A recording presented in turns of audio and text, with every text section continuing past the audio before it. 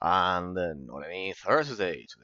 It's the International Workers' Day in most of Europe and in Argentina as well. It's International Workers' Day. I think it's also in the United States as well. So happy non-workable day. It's a holiday for a lot of us. So, yep, we'll be able to share it. I'll be able to share it with you in a very relaxed way. I don't have any any exams to correct, any software to develop, nothing to do for now, fortunately, because well, it's a holiday. And besides here, the Friday it's also you can opt to work in Argentina tomorrow, but also you can opt not to. So yeah, most of the employers just just let you not work. So yeah, pretty much the Thursday and Friday there I'll have plenty of time to play. I'll have plenty of time to play. But well, what's better than to share this 1st of May Workers' Day with all of you people in it with a very interesting topic that we have for analysis today related to what we talked about on Tuesday regarding Drakensang 1 The Dark Eye. The concept of, well, last Tuesday and last week, regarding the concept, by the way, sorry that I have arrived some 15 minutes late, pretty much. This time I have no excuse. I was just, I was, I am kind of like upgrading my Game Boy Advance, not with an IPS screen, but with a proper flash card to play all of the stuff. Okay. So people, let's begin. Let's begin. Today I have a very interesting topic for all of you, which is the concept of, as you can read from the title here over at Twitch, the concept of farming. Farming mobs. Yes, yes. I forgot to add the sound to the game. I generally play without sound as I listen to the news. So let's see if I can apply this shit. Yeah. I know you don't like surround sound. I know that you will explode for a bit there, but then it should work. Yeah. That's why I prepared this. See all of the troubles that I have to deal with. I generally do all of these.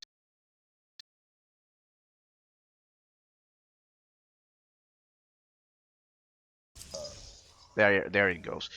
That delay that you saw is because of the conversion from multi-channeled simulated surround sound, because it's not real. Real is when you have the 7 sources in your living room, but this is simulated surround sound. If you know how to manipulate how to configure your motherboard, you can simulate it very well. It's not about those flashy surround sound headsets that they promote. Just get a good pair of Sennheisers like I have here, and if you know, it's more about configuring the motherboard. In my case, I highly my Asus motherboard is quite good in that sense when it's properly configured. Of course, most of the modern motherboards are very good. So I got some GTN sales, but first let me look at my mail for a sec. We'll begin chapter 4 of the Gravestone today. So the concept of farming. Thank you for being a part of. Ah, right, you cannot read it. Give me a sec. Here. Thank you for being a part of Star Wars The Old Republic community in honor of May the 4th, 4th of May. Enclosed is a special in-game reward to show our appreciation to you, our players. Your new adventurers B25 SAL, that means salt in Spanish, so that word, that's how you say salt. So imagine. Probe Droid Minipet will follow you courageously throughout your journeys. Have fun and may the 4th be with you. Okay, we got a special pet there. Interesting. So now let me see my GTN sales. My GTN sales, pretty much. Will let me claim my money. I sold some stuff there from some flashpoints. I'll need that for once I move my sniper. So there we go. So we'll have. I'll take those. The credit cap is shitty when you play preferred, but well, you deposit. We deposit a million there. As you can see, I have 3.6 million. I spent a lot on materials for augments and blah blah blah blah blah blah. So yeah, pretty much. Let me deposit another 900.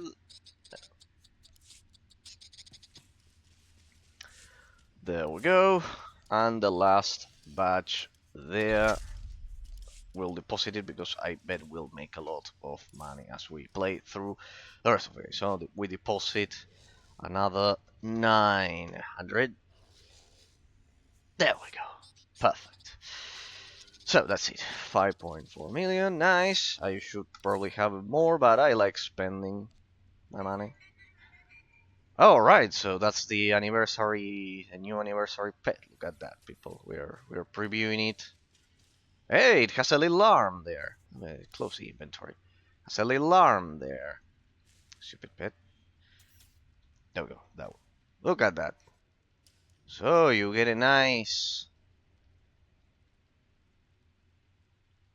head there. Okay, very well. But I'll stick to my mini probe there. Now I also changed. I also swapped the crystals of my lightsaber. Look at this.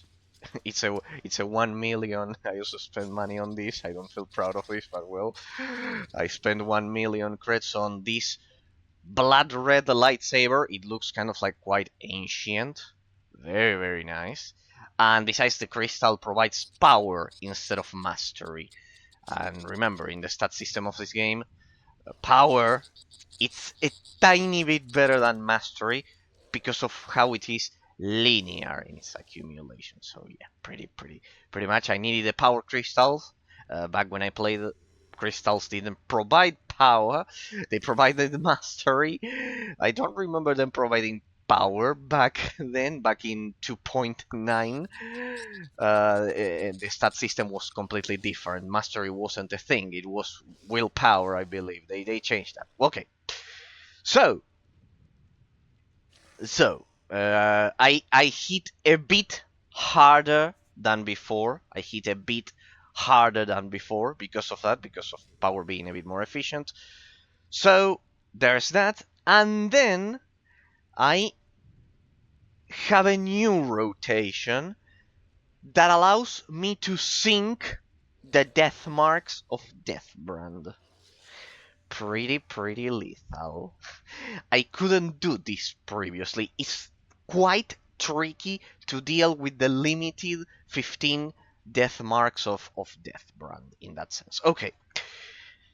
So we got that, and yeah, that's pretty much it. Okay.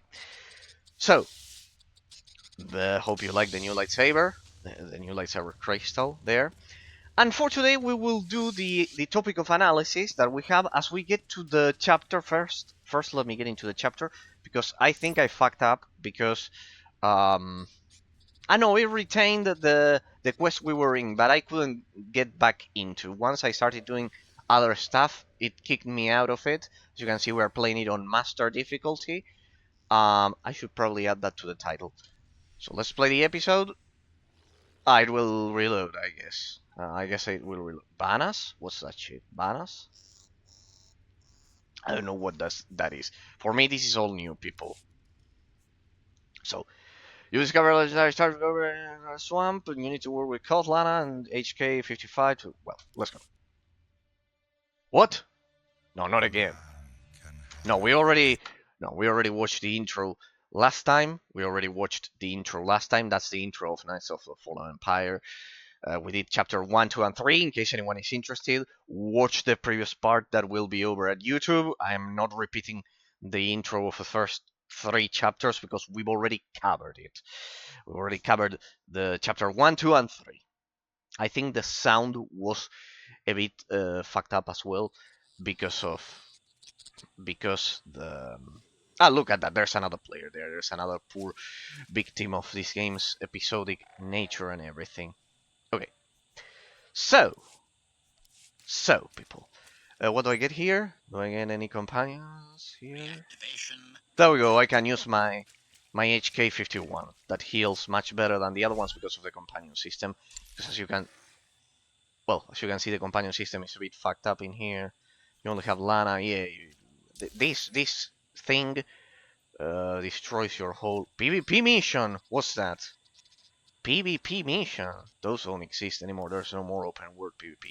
All right, I remember that this zone was quite brutal. The mobs were quite dangerous. Well, anyways, people. Anyways. Um,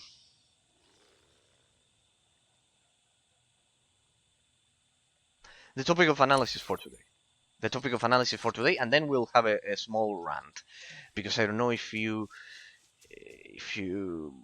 if you've seen it, but it's the 20th anniversary of Revenge of the Sith. Okay.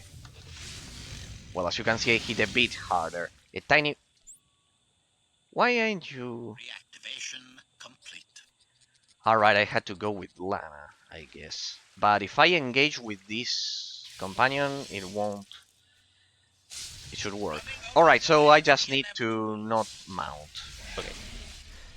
I just need to avoid mounting, and that's pretty much it. Alright, if you mount here, you go back to the, let's say, the OG companion. You default to play with Lana to the OG companions of the expansion that you had to play with. So no, we are not doing that shit. I'm playing with my level 20 companion, if you don't mind. Let's see if I can kill that one. Sorry, when I see a big, huge shit, I have to kill it. I have to kill it like this, unless it's Dread Tooth that will kill you.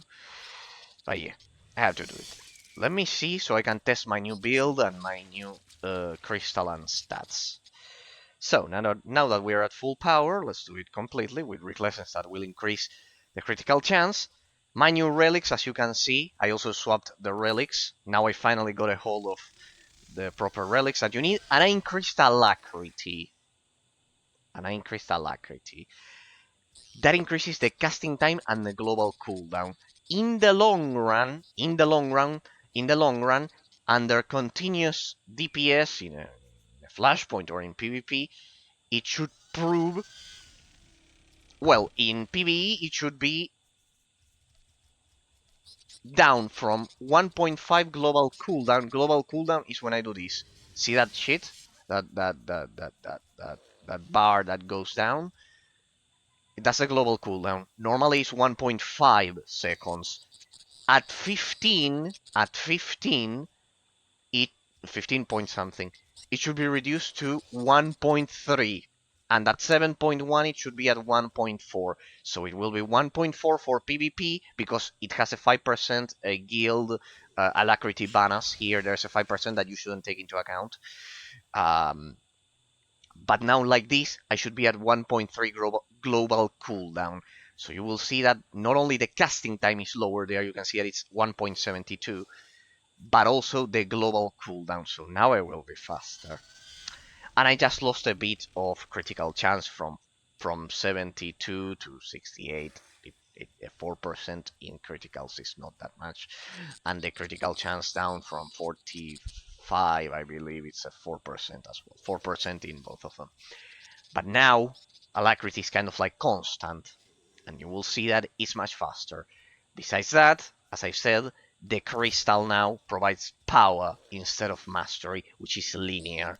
So it hits much harder. Think of it like this: at level 70, I am hitting for almost 11k force lightning. So yeah, it's the maximum with all of the data crons, with the steam and everything. So let's test my new powers. I should be at maximum damage now. At least for my level, of course. And there you can see the extra power.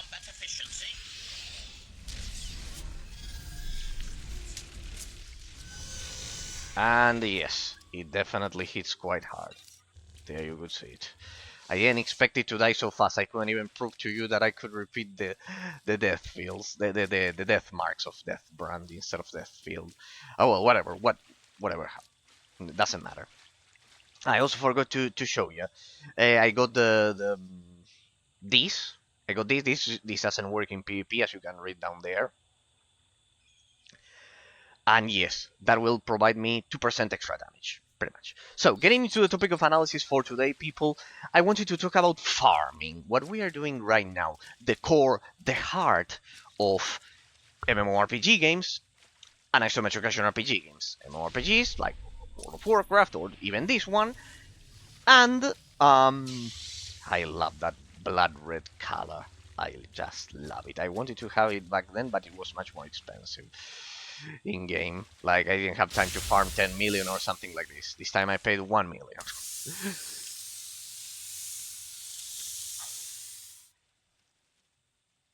And I have, oh well, there you can see that it's Lana there. Let me remove the. When Darthmar and I faced Valkorion, we knew right away. He was the Sith Emperor, Lana. I know.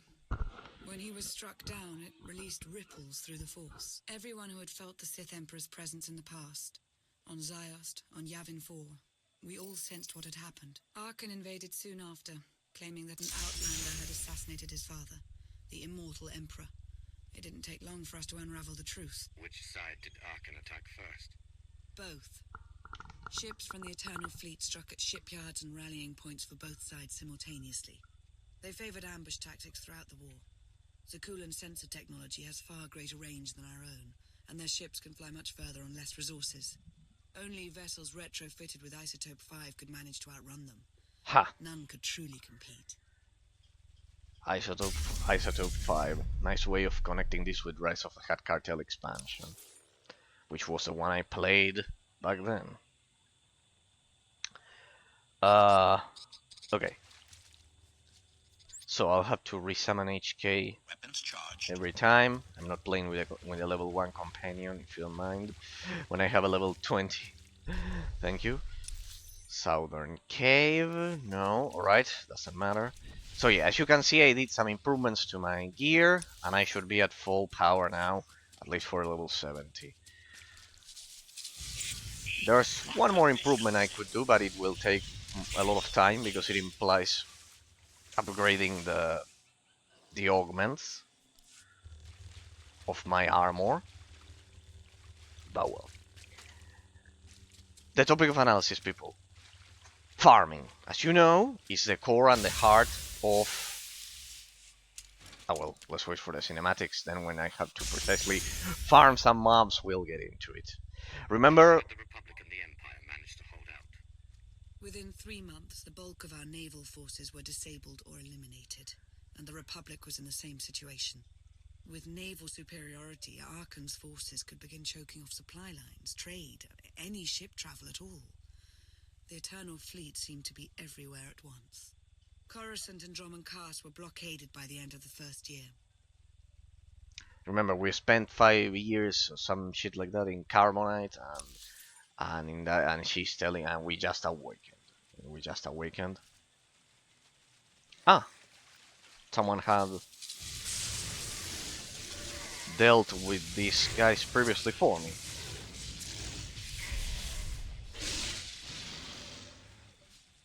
There we go. Pretty much. Weapons charged. Reloading. Ready.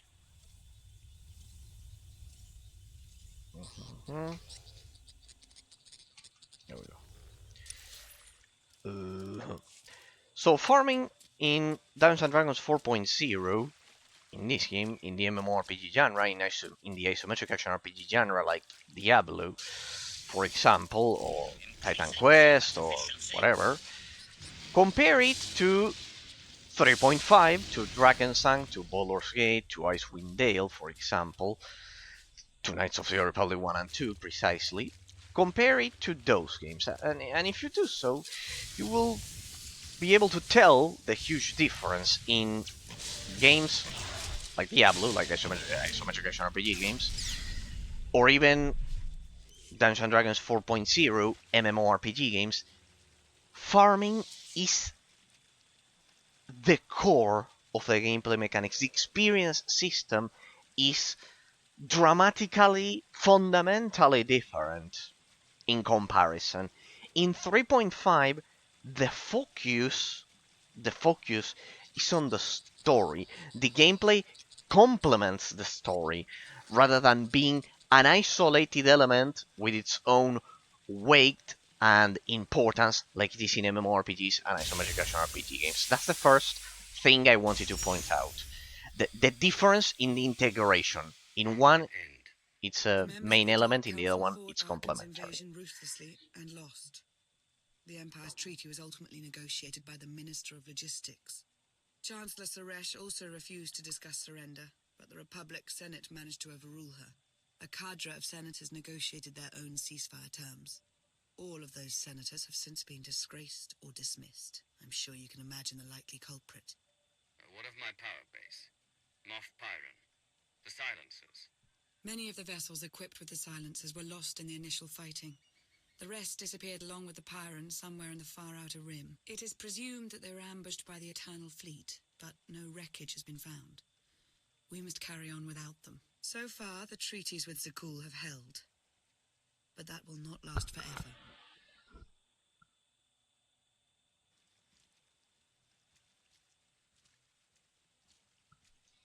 Alright, so the Brat Brains took over the whole place as BC8 manipulates him from beyond. Systems ready.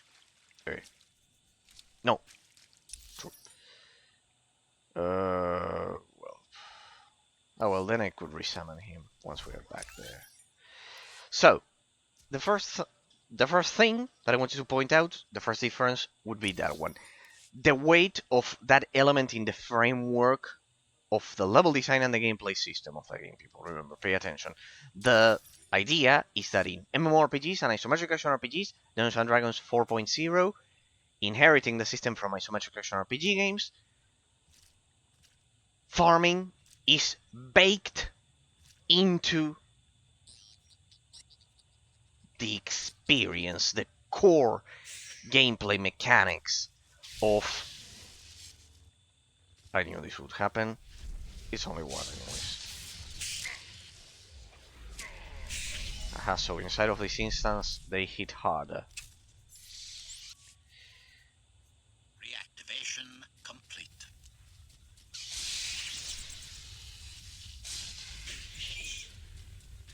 Banos defeat swamp beasts in the southern grove. Well, see, this is what I've been talking about. See how it is baked into the experience.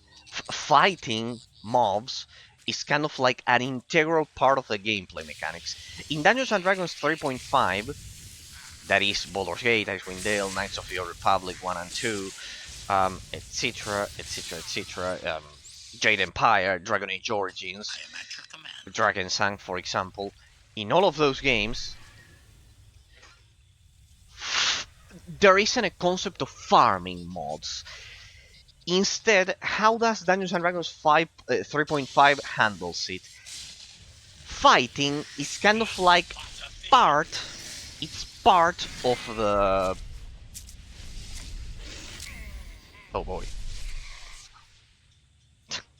Couldn't even pop the barrier. God damn it. God damn it. Yeah, I need to be careful here. I remember that it had this. I don't know if this is intentional or what shit, but yeah. I probably should have just used my stance or something instead of talking. Not focusing. Oh well, no matter. There we go. Alright, as you kill one, your companion gets unsummoned. Ah, now I see the problem. Alright. Your companion gets unsummoned. So I can only have Lana with me. Okay, let's play with Lana. Or not. Where are you? There you are. Okay. So I can only play with Lana. Okay. Okay. I can only play with Lana. I get the point. Hope you are decent at healing.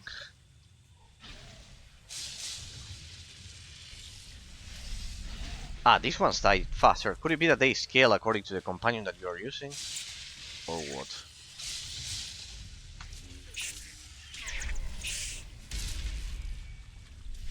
go. Magnificent. That one is dead. Nicely done. Bonus missions. So it's pretty much baked into, in the case of Dungeons & Dragons 3.5, combat is related. Pay attention, people. It's related, pretty much. It's related to the story. Oh, I didn't expect that shit. Combat is related somehow as a complementary element,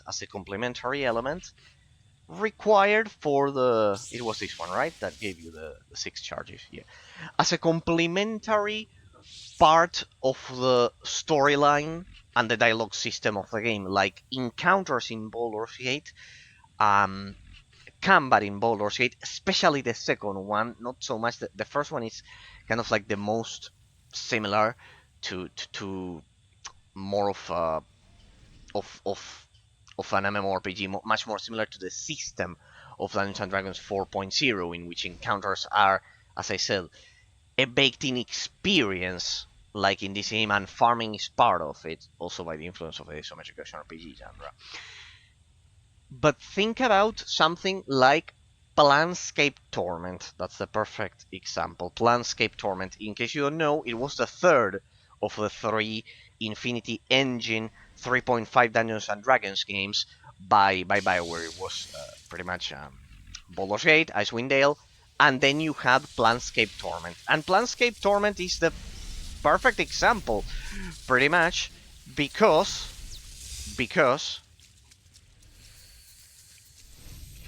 well, there you could see I am reactivating the 15.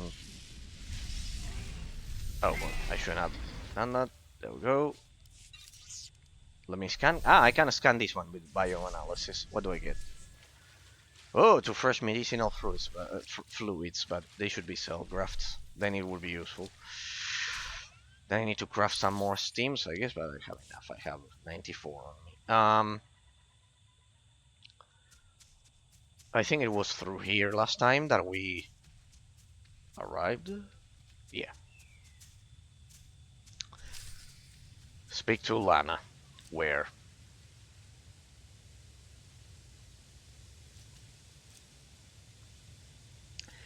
So Planscape Torment, in that game, in case you don't know, combat is pretty much non-mandatory. It's not mandatory at all. You can finish the full game by simply using dialogue lines, by simply choosing dialogue lines. The same happens in a lot of 3.5 systems. Where do I speak to her?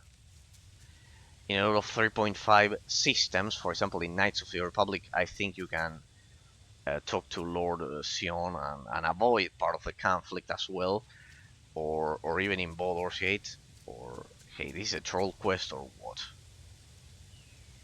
What?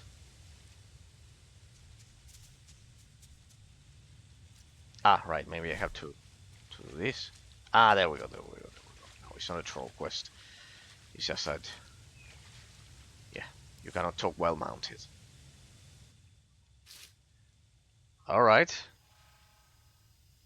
Remember, I cannot display the soundtrack. I cannot make it play the soundtrack at all. A freshwater spring. It should be safe for drinking. Nice.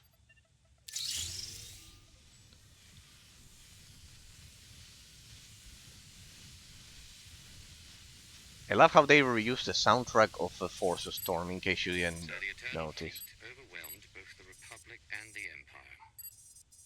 What was the result?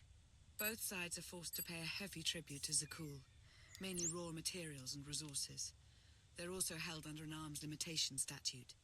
The Empire and the Republic are both breaking it, of course, but they're still incapable of challenging the throne directly. Who rules the Empire now? Darth Asina was the only Dark Council member left standing. All others died or disappeared in the chaos. I don't remember. Without opposition, she declared herself Empress of the Sith. God. And the Republic?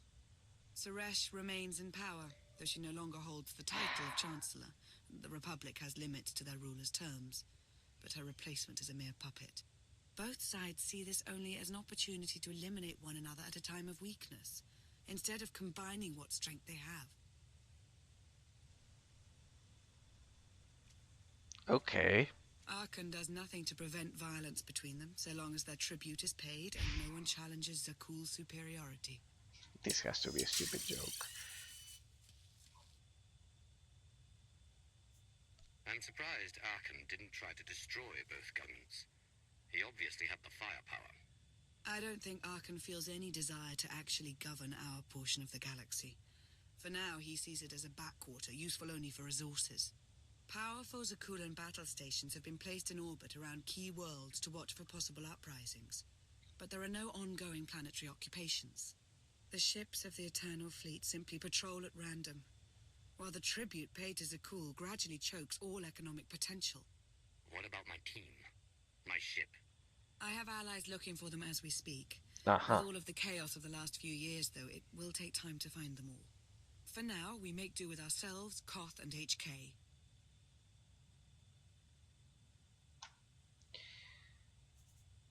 How did you end up working together with Koth? I knew I'd never find you alone. Recruiting assets with first-hand knowledge of Zakul was my top priority for years. Koth was on the run, pursued by the deadliest of the Zakul Knights. I resolved the situation, and we've worked together ever since. He's been an invaluable ally. Koth is a Zakul native, a veteran officer of their military, one of the few who hadn't been replaced by a droid. He and his crew were part of the occupation of the planet Denon. When ordered to do things they weren't comfortable with, Koth took his ship and crew and went rogue. What exactly were they ordered to do? That's for Koth to say. But I trust him with my life, as I trust you. I'm confident that you'll learn to trust one another just as well.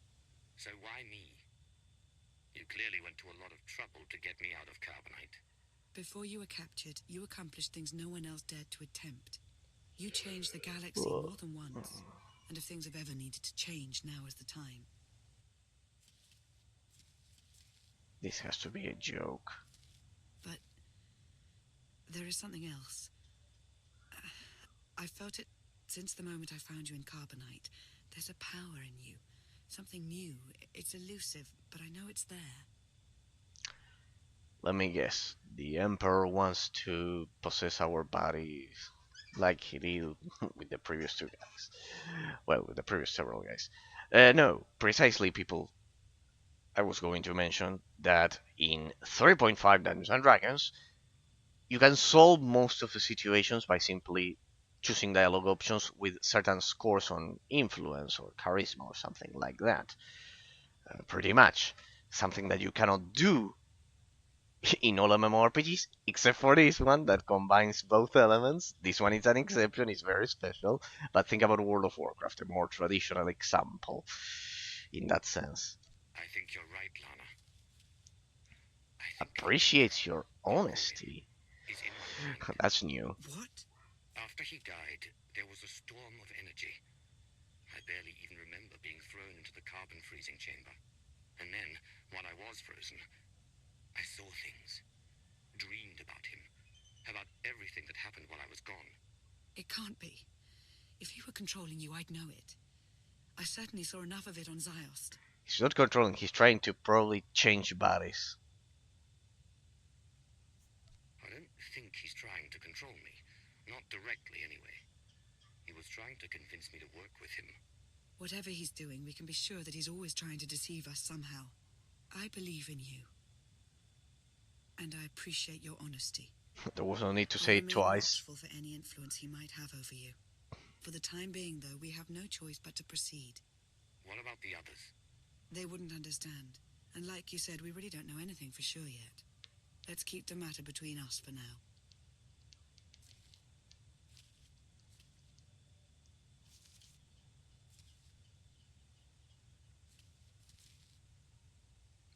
This is a joke. The Dark Council dying without anyone. Salutation. It is a pleasure to see you again so soon, Masters. I have encountered minimal resistance in my patrol. How minimal? Reassurance. Only one Sky Trooper and 3 local predators with poor survival instincts. Our position appears to be secure at this time, but I would still advise caution on your return trip, Masters. Keep up the good work, HK. Appreciation. It will be my pleasure to do so, Master.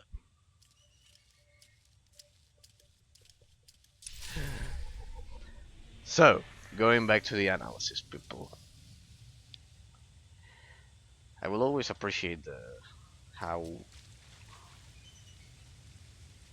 cinematic the game feels for an MMORPG. Well, that's for starters. As I was mentioning, the exit was through there. As I was mentioning, in Dungeons and Dragons 3.5, these are subtle things that most reviewers don't pay attention to, and it's a great mistake because you can solve most of the situations through dialogue choices and usage of stats like charisma and things like that. In the case of traditional MMORPGs and isometric action RPGs, basically think about World of Warcraft and Diablo 2 to cite classic examples. You don't have that option at all. You don't have that option at all in that sense. Therefore, there's my first conclusion that the baked in the combat system and the concept of farming is baked in MMORPGs in Dungeons and Dragons 4.0 when compared to 3.5. There you have proof. I'm giving you proof, the alibi, that it's an integral part of the gameplay mechanics. It's a core element. But in 3.5, as I said, because of the fact that you can use those stats to avoid conflict, it is not.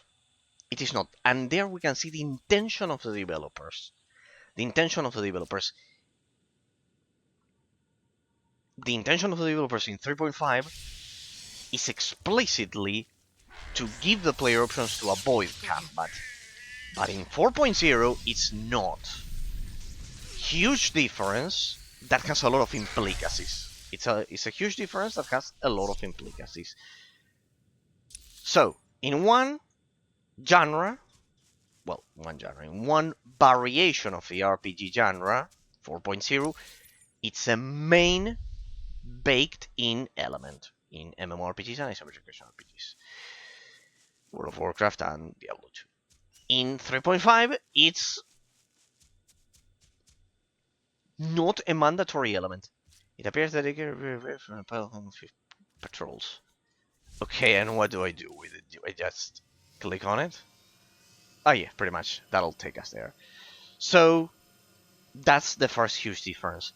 The relevance that the developers are giving to that core, to that element in the framework of the gameplay mechanics. In one, it's a core element, integral part of it, and oh, what's this? Boosted classic spider bike? What's this? Find the farmer. Ah, you have a small quest. We can do it. That's cute. It's right there. That's quite cute. I think that's the first mount you used to get back when the game launched. Alright, we can do it. We just need to find some shit. Uh...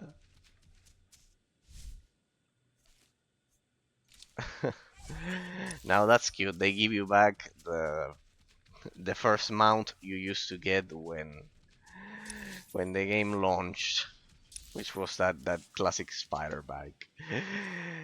Now that's very classic. There. So, the idea, people, is that in 3.5 is not a baked-in essential element of the gameplay mechanics. That's for the first point. Moving on to the second point. Attach the parts to the frame. Moving on to the second point. Ah, it's over there. Moving on to the second point. The thing is that as a result of that first point, the first implicacy as a result of the fact that combat is kind of like mandatory in 4.0 and optional in 3.5. It's a classic speeder from the old days. So I can just activate it. Run vehicle. Activate random mount. And there it is. The classic speeder from the old days. Well, there it said random, but I bet that one was rigged. It's a classic speeder from the old days. Well, but they added some extra effects. They modernized it. They modernized it. There it is. They modernized it. Don't think that it's so easy getting mounts in this game like this. Most missions don't give you mounts like that. Alright.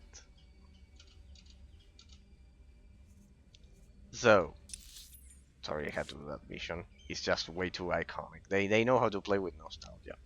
So, the first implicacy of combat being mandatory in 4.0 and being kind of like baked in and an integral part of the gameplay mechanics basically the idea is that it has a lot of implicacies. The first one being, hang on a second. I know it was to the other side. There we go. The first one being precisely the topic of analysis for today, the concept of farming. Since combat is mandatory, this is a line of reasoning that sadly most reviewers don't pay attention to, most of the professional gaming press don't pay attention to.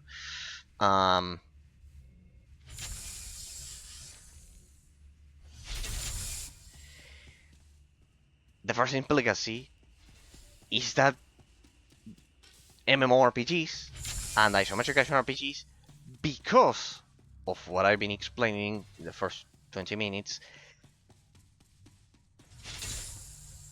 introduce the concept of farming. Alright, so we were here last time, right? We were here, pretty much. This is the Gravestone, the ship that will save us all from certain destruction. By the way, amazing idea here to introduce those windows, etc. Let's see if I didn't explore the rest of the ship, because I didn't last time. Hey, this is kind of like a nice server that they got here.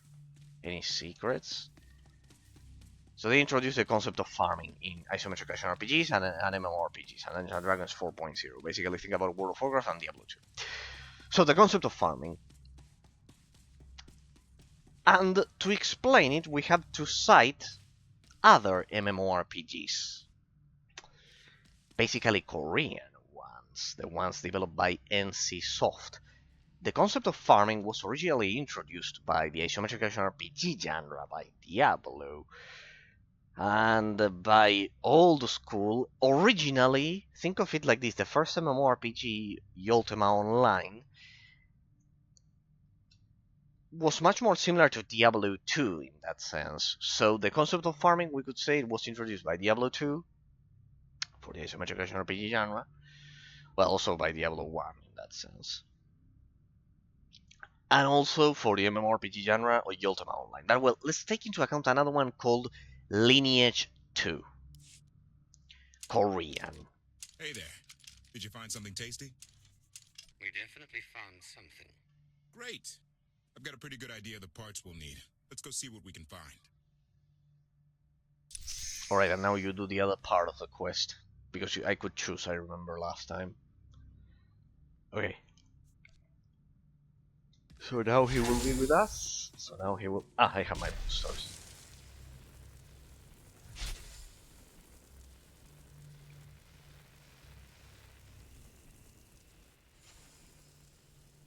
Right, what else do you want me to find? No. I presume I just take the speeder bike and go back there. So basically, people, Lineage 2. Lineage 2. I want to focus on Lineage 2 for a second. Korean. South Korean, not North Korean. South Korean MMORPG. Lineage 2. Coming from Lineage 1, which was a carbon copy of Ultima Online in that sense. Very, very similar in 2D. Lineage 2. Very, very grindy. PvP focused. I have a reverse engineered offline server of it, so yeah, pretty much. Lineage 2. Lineage 2. So it launched 1 year before World of Warcraft, I believe, 2003. Very, very, very, very grindy, like the rest of the Korean line of MMORPGs. Basically, the idea was to grind because of the South Korean culture with video games, with the cyber cafes, with that they didn't get the PCs at home as we were doing in the Americas. I remember, I in my case, it was maybe a bit privileged, like having a PC back in 1998, and in the Americas, even in the United States, even before, in that sense. So let's say roughly for the Americas, by that time we were there were cyber cafes. For example, in 2003, I still went to cyber cafes to play Age of Empires and the rest of them, and even World of Warcraft in that sense. Not me, but I remember watching people play it. So yes, yes. Well, but we were transitioning to home PCs much faster than South Korea. Apparently, according to all of the things that I read, the idea is that they still have cyber cafes, but not only that, they um, it was much cheaper because of their economic situation. Pretty much, it was much cheaper to go to the cyber cafes than assembling a PC at home and everything, etc., etc. Or not assembling. Back then, you would buy it pre-built. Like I don't think in the 90s you could, unless you were a very expert technician, you would buy it pre-built most of the time. Most of the time. Nowadays, yes, one watches YouTube and one can assemble. My last PC was assembled by me, in that sense. So yeah, pretty much. Nowadays, yes, but back then you didn't have YouTube. You had written guides, very difficult to use, and you would buy your PC pre-built unless you were a technician. So in South Korea, they still have the tradition of the cyber cafes and everything, and they have the highest average internet speed of the world or some shit like that, and yeah, pretty much the cyber cafes are still kicking there. So yes, just like the arcade machines in Japan, though we had them here. I used to play Hydro Thunder, for example, with my dad at a shopping, at a mall, at a store.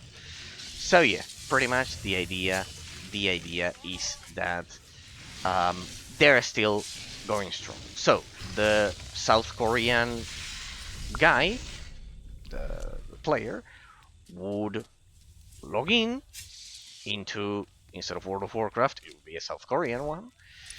It would be Lineage 2, precisely, most of the time. Lineage 2, he logs into Lineage 2. He spends real money because it's kind of like part of their social hierarchy to pay money to have advantages. That's why all the shit with microtransactions, sadly, is more related to the real life culture. And the idea is that besides the microtransactions, the games would be very, very grindy. And when I say very grindy, I don't mean something like modern RPGs that we see nowadays that maybe we have to find the pieces for an arm or something like in The Witcher or in The Witcher 1 I'm talking about, or The Witcher 2, or I don't know, or Dragon Age or something like that, or the Dragon Scale arm, or I don't know, whatever. No, extremely grindy, like in Star Wars: The Old Republic for some of the items, but even then, this game is not even as grindy as any South Korean mmorpg. They are very very grindy. You are forced to PvP, I believe. That one is actually good, so we could have more PvPers in the server. But still, um, the idea is that much more grindy. So they would, after the school or their jobs, they would go to the cyber cafe. They would log into their account, and there they would farm. They would farm and farm and farm and farm and farm like there's no tomorrow. Okay. So the idea, they copied the sound of the Yakla from Time to take a stand. Attack of the Clones there. Oh, that shit hits pretty hard. So you're expecting not to be hit by it. There we go.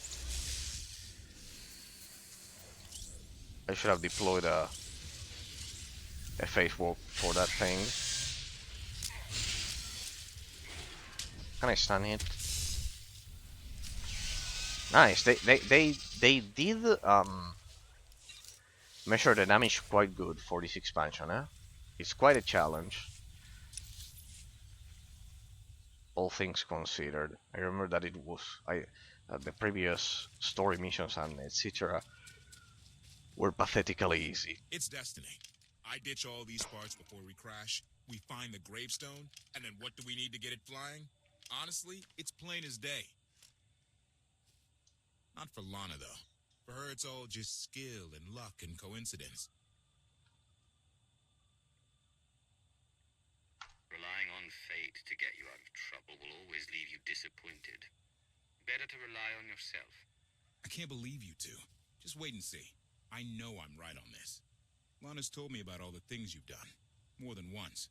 Half the reason I agreed to this crazy rescue was to see if you were actually real. So, I figure I know all about your past.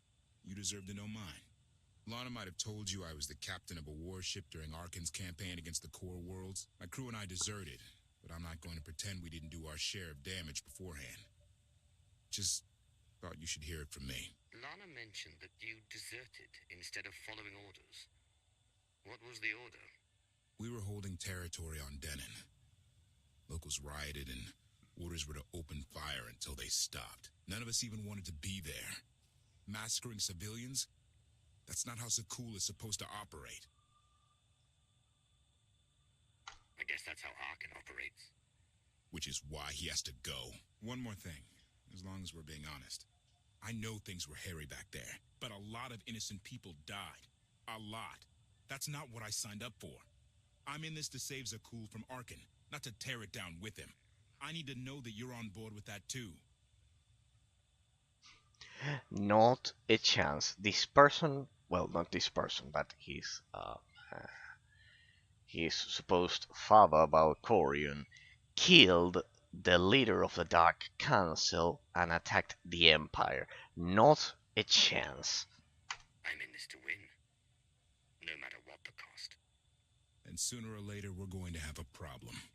Come on, let's get this stuff back to the gravestone.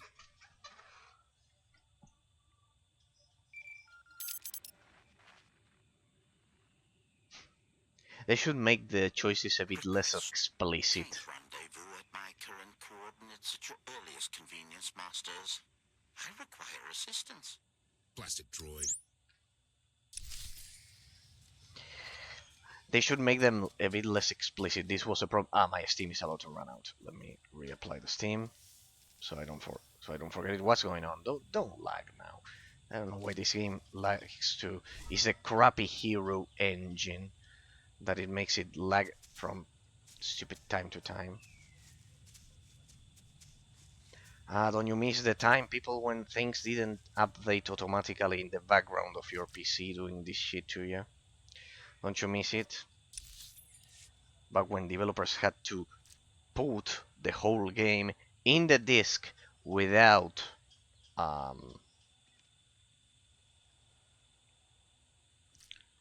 without the luxury of being able to patch the game day one. Don't you miss that time, people? And back then the games, if they had glitches, they weren't game breaking. Nowadays, day one patches are there to fix What's the shit's going on? Either my antivirus is updating or some shit like that.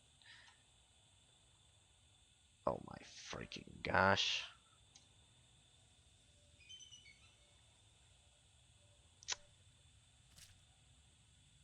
Are you done? Yeah, looks like you are done.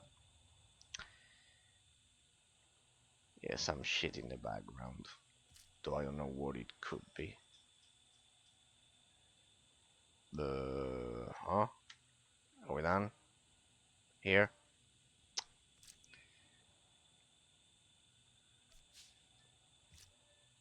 Looks like we're not done.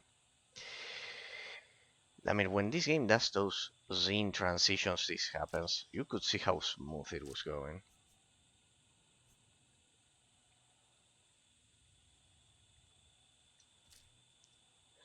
Is when you walk or what?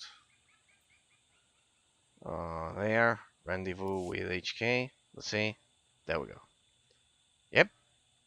Don't have a fucking idea why it happens. As you could see, I didn't change anything and the game worked perfectly for a whole hour. It's what it is. It is what it is. Okay, so going back to the topic of analysis, inside of the framework of farming, the concept of farming, because of the difference between Dungeons & Dragons 4.0 and 3.5, in Lineage 2 and Korean MMORPGs, they were extremely grindy, extremely heavily, very heavy on grinding. So because of that, now that was hilarious. He had to go to the bathroom. They were very grindy. They were very, very grindy. So that leads me to the second element, which is extending replayability. The purpose of why they were so grindy. To make money, of course. But as a collateral consequence, they would extend replayability. Because they detached from the story as the core concept of the gameplay mechanics. What's this? What was that? Please, save us.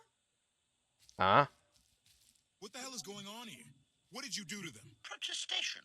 I have done nothing to these pitiable meatbags, Master. They were merely bystanders when I destroyed a group of sky troopers. They requested our help in escaping the enemy's notice.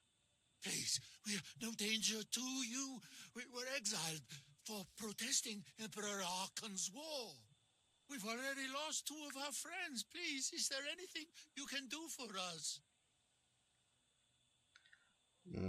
That's dangerous. They could be spies. I mean, not kill them, but coming with us, it's kind of like they could be spies. We have more important things to do. Deal with your own problems.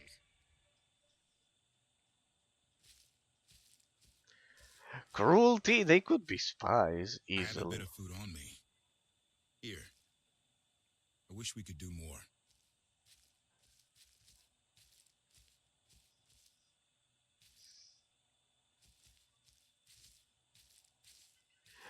Uh,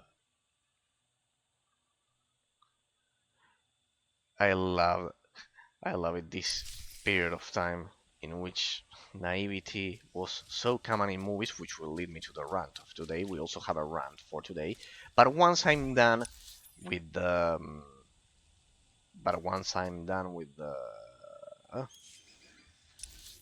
with the analysis. So finally, the lag's gone, and we can get to the topic. Korean MMORPGs, people. Korean MMORPGs, basically, Korean MMORPGs were very grindy because of money, because they wanted to make as much money as possible. But the idea is that it has a positive outcome. Yes, it has a positive aspect of it. Even in the worst of things, there's a positive aspect to them. Pretty much, there's a positive aspect, which is the fact that it enhances replayability. My second point of today, enhancing replayability. Dungeons & Dragons 4.0 Diablo 2, throughout the years, and I'm not saying with this that Baldur's Gate, Knights of the Old Republic, and etc. are bad games at all. They are the best of all time. I love them, in fact. So I just have to talk to the droid, right? Yeah. I'm not saying that they aren't bad, but they have a huge limitation. Think about Knights of the Old Republic or Baldur's Gate. If you want to enhance replayability in those games, if you want to keep playing after you are done with the main story and the side quests, what do you have to do? You have to start the game all over again with the story. The story is tied to the replayability potential, to the abstract replayability potential. What's this? You are gaining, you are in double XP, server-wide increased experience, time remaining. Well, gaining time recipe will not be applied. Yeah, well, whatever. That's the idea, people. That's the idea.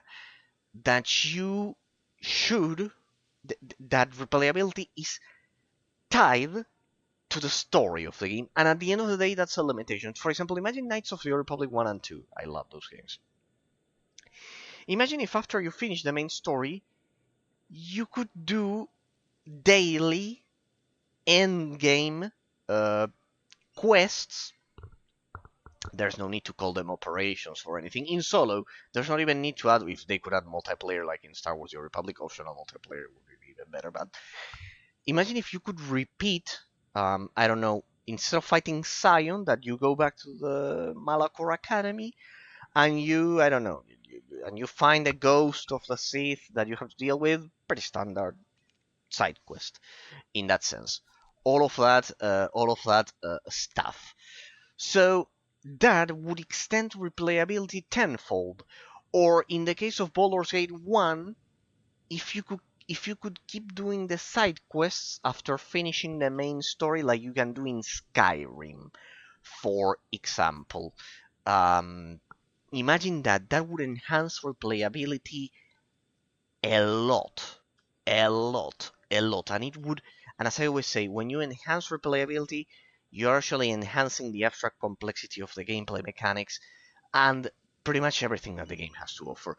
So imagine that Knights of the Republic 2 or Knights of the Republic 1 with Revan, for example, in which you can do even more quests after that. Do you want to call them expansions and charge for them? Well, it shouldn't be, but so be it. I guess it would be uh, a positive outcome at this point. So there's that. There's that. And like that, you could enhance replayability. That's a huge limitation of Dungeons & Dragons 3.5. She'll fly. Just been waiting for somebody to come along and remind her how. Let's get to work then.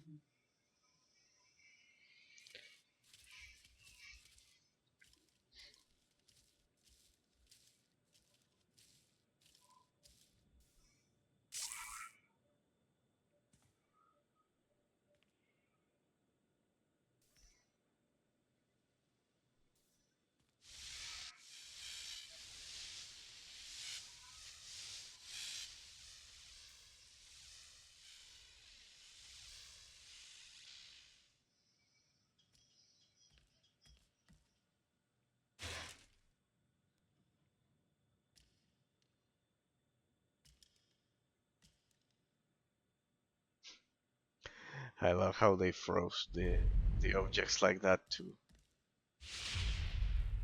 replicate the force powers. And I don't get to work on anything of the ship while they do all the repairing. Ah, there we are. There we are. There we are, people.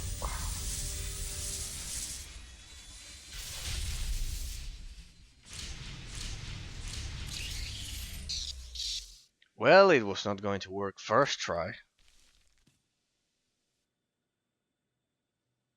So I guess they want to give you the idea that a lot of time passes.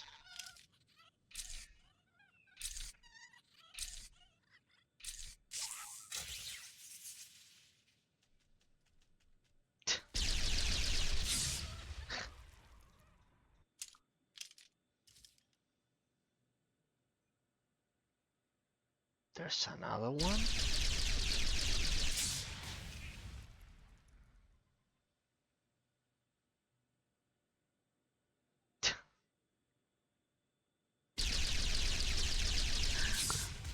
Well, here they exaggerated the cutscenes a bit.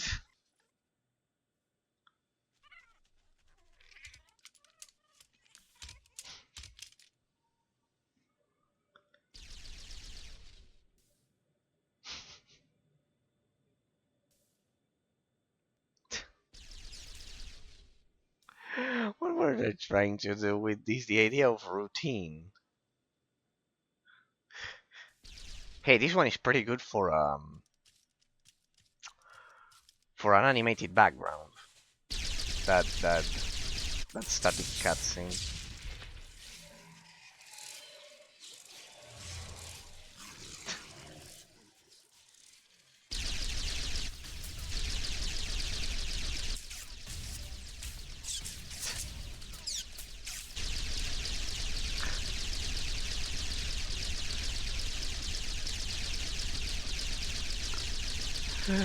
Uh,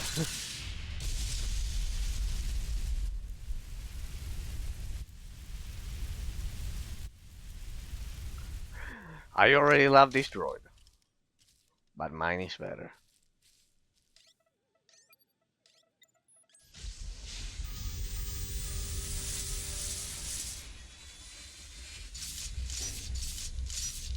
And after many nights, I bet it's even more epic with the soundtrack, but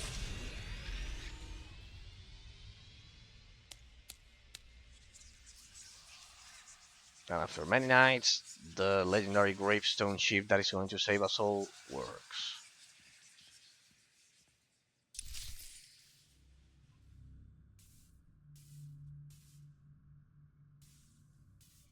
Alright, yeah, please leave me with the droid. Leave me with the droid, he's quite efficient.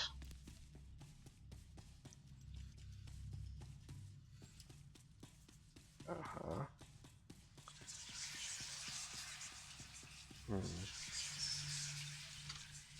Yeah, let me repair my gear before we proceed. There we go. I'll never get tired of that color. I love it. You should look at that. Oh shit. What? Please tell me you're not bagged. There we go. It looks like very old, that lightsaber color. So, as I was mentioning, farming, heavy farming in Korean MMORPGs leads you to a lot of replayability, and while it was because of money, it has its positive side, which is precisely the fact that it enhances replayability. In Dungeons & Dragons 3.5, the replayability, and this is the first limitation I want you to establish regarding the farming as a concept, that precisely derived from all of our conclusions, that in 3.5, replayability is tied to the storyline, and I think that's a terrible limitation. That's something that the genre has to overcome. It has to overcome. With the ideas that I said some minutes ago, for example, or many others, the developers can come up with those.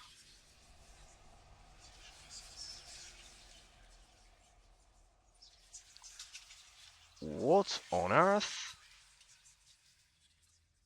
I take it you have questions. You again. Don't be so surprised. Where you go, I go. We are indivisible now. The Gravestone. Not entirely what I'd envisioned.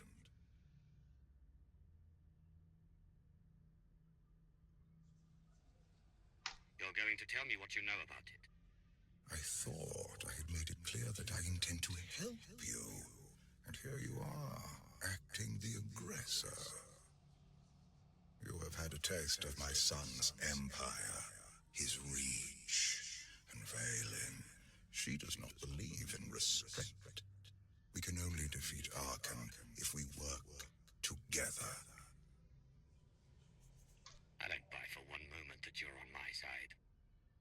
Were the roles Slightly reversed, amused. perhaps I would be skeptical as well. But what if I could prove my sincerity? Would you continue to see me as your eternal nemesis? Or would you open your eyes to the truth? Get ready for a fight, people! They found us! Sky Troopers breaching the entrance! Alright, we begin chapter 5 then.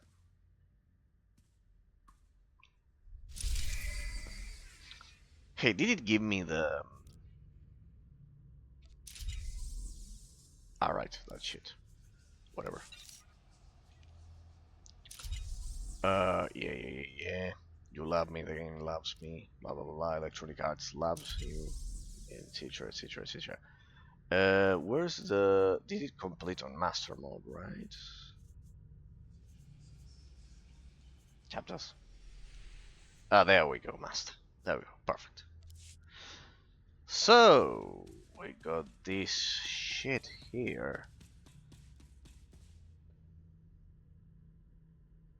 They look like the things that Pain had in his skin in the 7th season of Naruto Shippuden. I don't know. Sorry, I had to make that comment. Ancient monolith, because they are the same. And at the same position. Well, whatever. Point is, as I was mentioning, people, that a huge limitation of Dungeons & Dragons 3.5 is the fact that replayability is tied to the storyline of the game. To the storyline. Baldur's Gate, Tales of the Republic, Icewind Dale, etc, etc. And combat is not... Farming is not baked in as an integral part of the gameplay mechanics in a lot of cases. So, because of that... Ah, I see enemies there. Do I have any companion? Anything at all? Nothing that I can summon? No, they all have... Ah, they are all locked. And this time they remembered to lock. Shazabra has dropped out of contact. Well, you were first encountering her current whatever done. Companions are currently locked. Okay. Okay, so they are all locked. Okay, you win. I get the point. I have to play without companions. At least this section. No matter.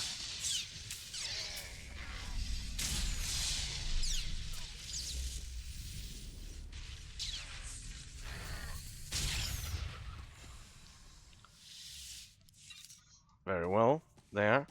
So, since replayability and combat, they are baked in, that's why they are so addictive. That's why, at the end of the day, Diablo 2 is much more addictive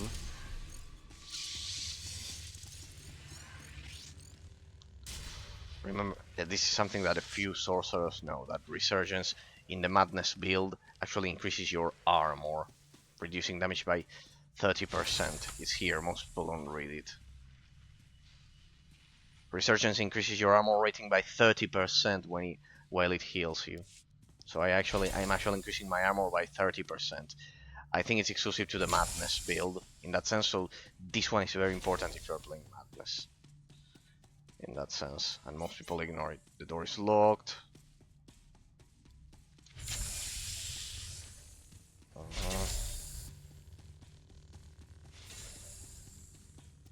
So it's through here.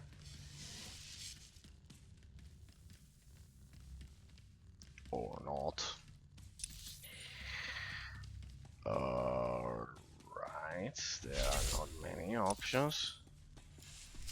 There we go. Hey!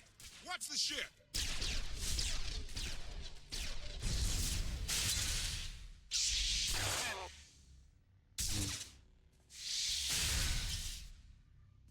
I love how they animated the player character there. Fine dismantling, Master. That's just the first wave. They have more on the way. Yes, please, more. The gravestone will be ready soon. I just need... Don't say 3 minutes. Buy me some time. I'll get us airborne. I'm with you. HK, stay behind and help Koth. Until I say so. Don't touch anything. Or what is going to explode, I presume. So, this is the bridge of your beautiful ship. Not bad, not bad. Nice ship, nice ship. Not bad at all. Don't mind if I leave that there. So, we'll stop them. Ah! In melee, you wanna fight in melee, no matter. See, if it was a worse one, I would have already triggered my face walk there. It's incredible how fast Death Brand reactivates by having it there at the beginning, yeah? Those 2 seconds of force lightning are definitely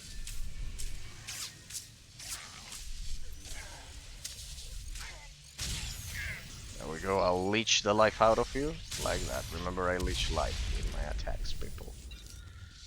There we go. So, who else has to die? So, as I was mentioning in terms of the analysis, it enhances replayability a lot. And I think that's the key that a lot of reviewers ignore, that precisely makes all of these games so addictive at the end of the day. That makes them so addictive. Which is that basically combat is a core main element of the gameplay mechanics, while in the other games that I've cited, Dungeons and Dragons 3.5, basically combat is either optional or altogether ignored, like in Planescape Torment, for example.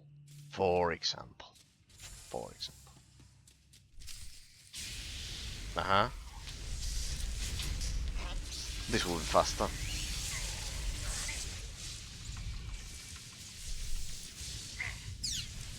This will help. Oh boy.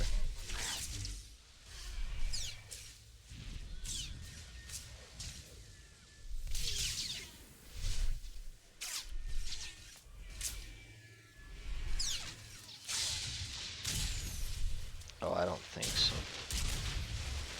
What? How can you have range from there?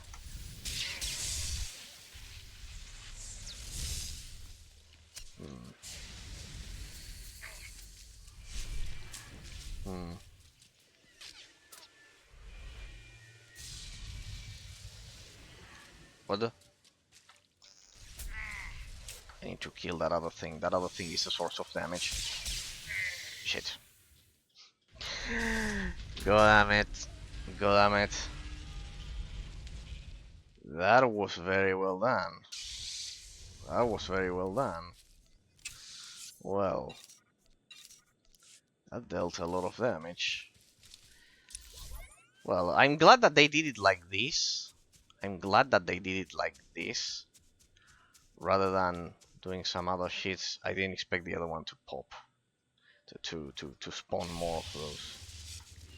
Alright, let's try that again. This will help.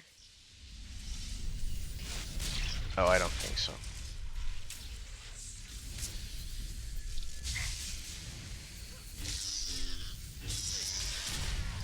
There we go.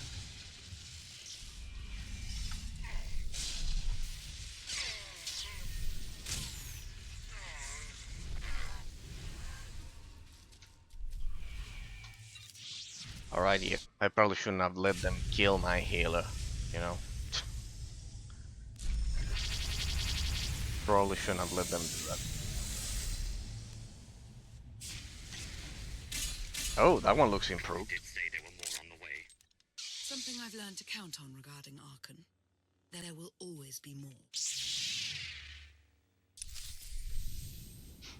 What was the point of that shit? Oh, ah, you like engaging in melee. I should have pointed that better. Oh, they pull you. How would I kill the big bad one first? Well, not much I could do, pretty much. Not much I could do. Not much I could do. I love how they manage the difficulty here. I love how they manage the difficulty because these are generally pushovers. I mean, Master Mode is probably meant for level 80 or some shit like that. But well, or 75 or I don't know what. But they are level 70. This like we're kind of like playing the original version at the highest difficulty that we were actually supposed to play because my level cap is froze at when I stopped playing at 4.0 pretty much back at 2015 2016. So yeah, we're playing kind of like the original difficulty from back then. I kind of like had it frozen in time. All right. uh,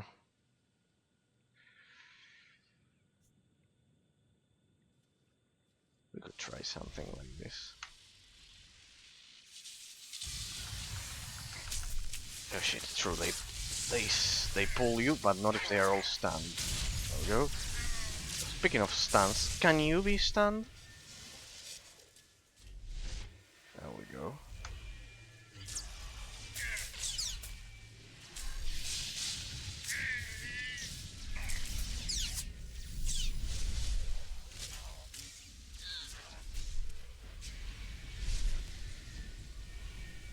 What? What is the meaning of that?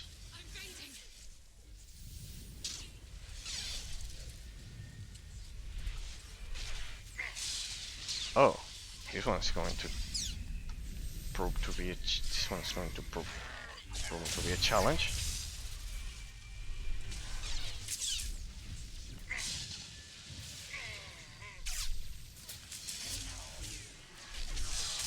Stun. Right, time to increase. Shit, I'm running out of force power.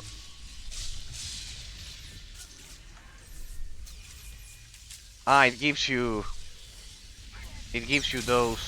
those canisters to heal yourself like in a flashpoint. All right, there we go. I'll kill you slowly so I can regain my force power. Really? Survive this then. Oh boy. Oh sh. Oh shit. This one is going to be a challenge. And I used the unit, yeah, which reduces the damage by 50%. I didn't use the heroic moment though. Oh, this one could be a challenge. Oh shit. Oh shit. Yeah, I should have brought more money with me. Damn it, I spent all of my money repairing my gear. Shit.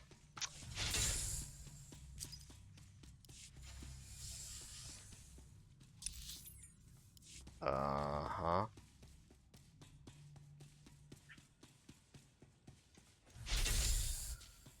Well, now this is interesting.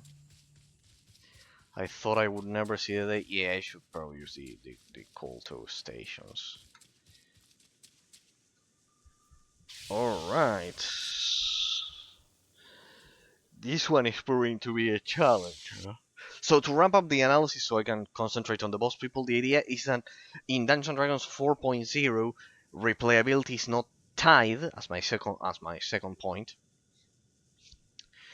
to the storyline of the game. It's not tied, and that enhances replayability, and that's why MMORPGs are so addictive, even if they are so grindy. Even if they are so grindy. I know I was forgetting about something to thank the 77th YouTube subscriber that I said on Tuesday.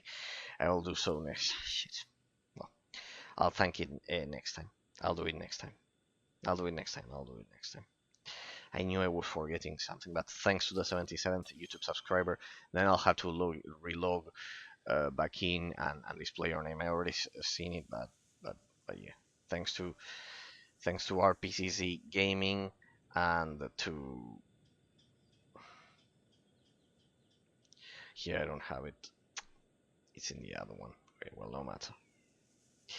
No matter. I knew I was forgetting about something. Sorry, people. I do so many things that sometimes I forget those. So yeah. Pretty much the idea is that they were so grindy. They are so grindy, but there's a positive aspect to it. Says there are no cover points in here. So let me. There we go. No, in fact, I should leave it close to the kotor stations. I should leave the face walk here. This one here. Yeah, this is the perfect spot. So I'll save this one for later. So attack him there. Okay, and consider that I am at full power with golden augments. Well, otherwise, I cannot imagine doing this. Well, but most people are at level 80 by now, so it's not that difficult for them. I'm kind of like playing the original experience. So tied to the replayability is tied to the story, and that's the key reason that a lot of reviewers ignore, which is the fact that Dungeons & Dragons 3.5 doesn't have endgame. Now, does that imply 100% of the time? Does that imply that it needs to be an online-only game? Because I've spoken against online-only games a lot of times, people, and indeed, yes, it is. There's no need for it to be an online-only game, in order for it to be. What's the durability 94? Well, there's no need for it to be an online-only game to be grindy and to be a good at all. There's no need for that. There's no need at all for that, people. But yeah, the idea is that they should enhance replayability. That's the key main difference that is related to farming. Precisely inside of that framework is where farming exists, and pretty much because of that. So I think they introduced this so you could get used to those kotor stations, because they weren't a thing back then. So yes, pretty much farming is precisely what makes all of these games so addictive at the end of the day. In a lot of cases. Is he immune to damage? Immune to all damage, indeed. Yeah, and here you are meant to do this shit. Okay, I get the point. I should have targeted the other one. I feel stupid now. So you're the idiot that you have to survive.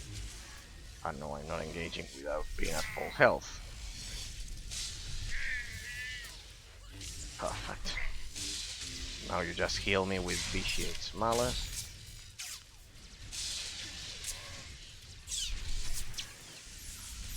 I'll just leave the dots on him. Damn, I couldn't explode the dots. I couldn't detonate them. Lana, passive. Come over here. Yes, indeed you are. Here we go. Triple stun. Triple stun should do it with a bit of luck. I could trigger Unity at this moment. In fact, I will. Quickly.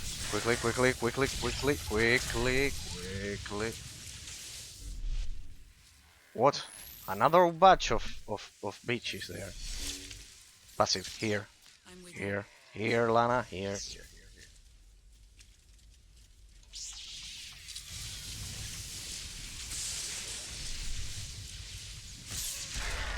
There you go. That'll give me enough time to finish him off all at a time. I didn't expect that last wave. Time to kill that bitch.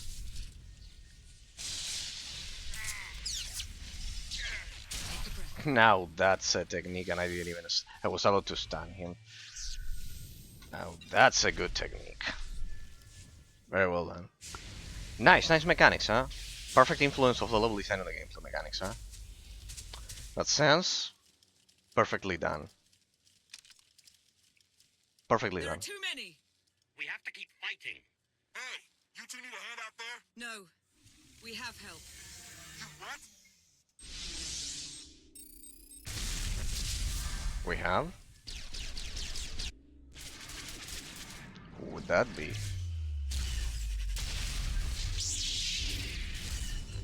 Blue lightsaber? Who's that? So I guess men were extinguished in this expansion. Lana, Like, you're late. You got one of the knights to switch sides. Not all of us blindly follow Arkan.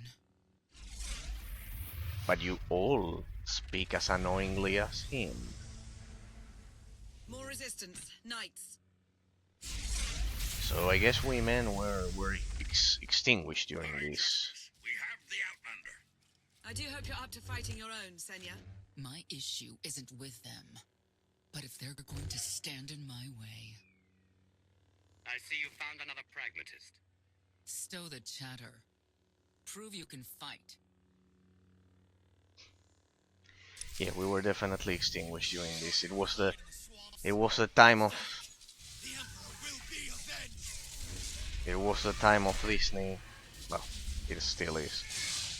To Will be avenged. go to the dark side, I guess. I'll just say it like that.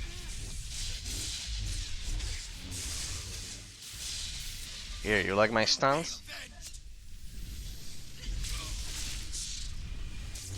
Oh, where are they? I can't see shit. The beaches disappeared.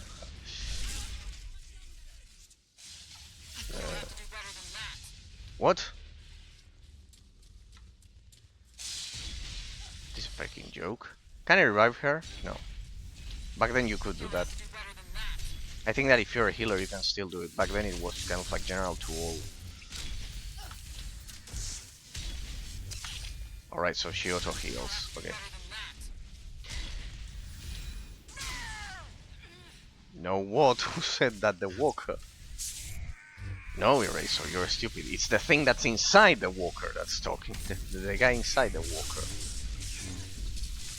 Will be avenged.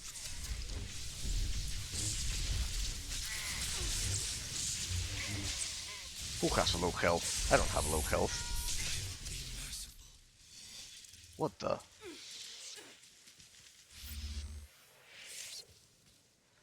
What the fuck? Someone died out of nowhere. Ah, it was a scripted. Because now you talk to her or what? That was close. Or not.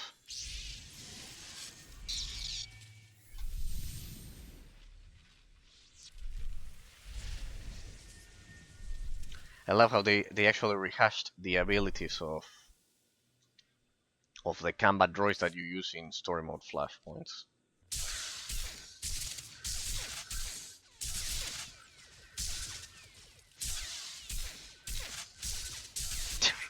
We wanna have Sildrog's wedge? What does that mean? We have the Outlander. You may kill the others. Get out of here. Save yourself. What is this shit? You again, Valkorian. What is this? An opportunity. You are outmatched. Death is all but certain for your Sith friend. What is I this could shit? save her. I only require the briefest moment of control. Accept my help, or watch her die. Choose quickly. Time has not stopped.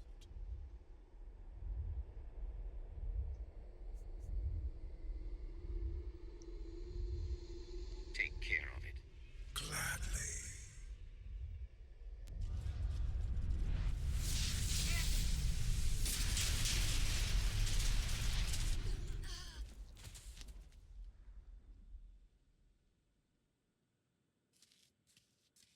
Was that him? The power at your disposal.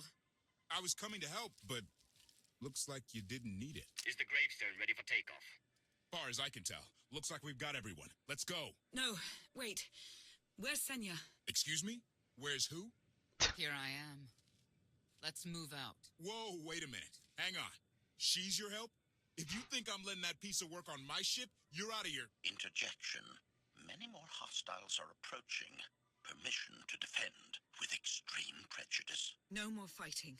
We must leave Zakul. I'll prep the engines. Be ready to move. The ship will never pull itself up from the muck. We'll have to give it a push. Firing up the engines. I hope. We can do this.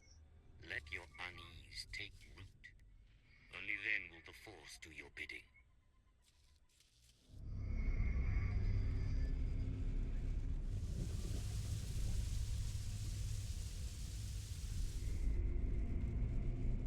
Nice reference to Empire Strikes Back, but yeah, pretty much. They're doing it. They're actually doing it. Can you believe it? Observation. The ship is rising. Conclusion. Belief is not required. Glad you worked that out.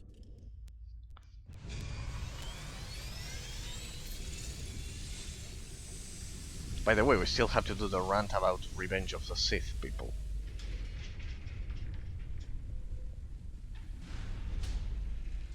Alright, so that's the gravestone. Quite big. Now get in here so we can finally get moving. Why so big? So big.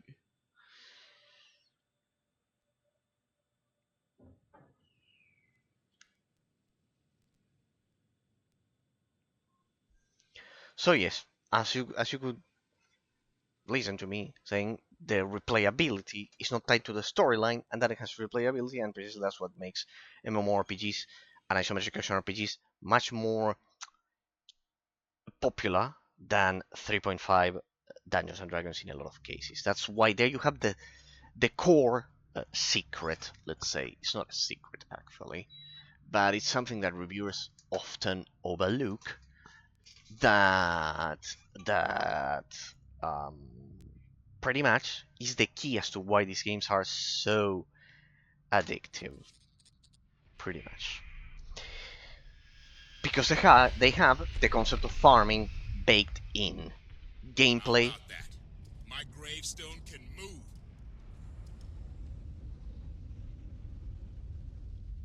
Considering how we found it, I'd say you've outdone yourself. Team effort. I'd say everyone outdid themselves. Incoming! Dropping out of hyperspace. It's a lot. Gameplay is kind of like its own element. It's not kind of like attached to the story to complement it in 4.0. You could see it in that boss fight. Well, very well balanced the difficulty here. Huh? Ugly ship. What are you waiting for? Take it.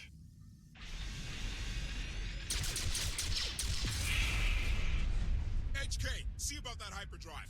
Lana, work the shields. And we need a gunner. I'll take care of it.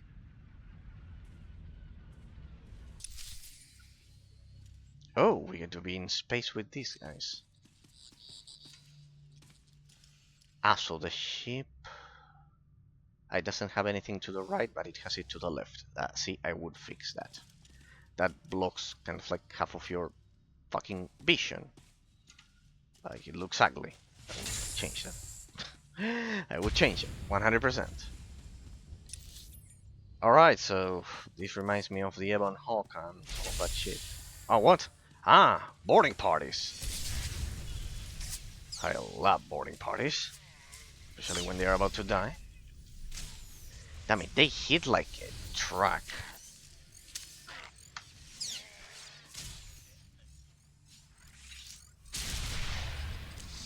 They hit like a truck, these bitches.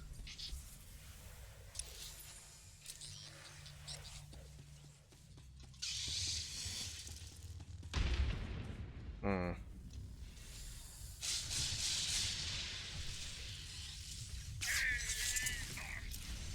Oh, I don't think so.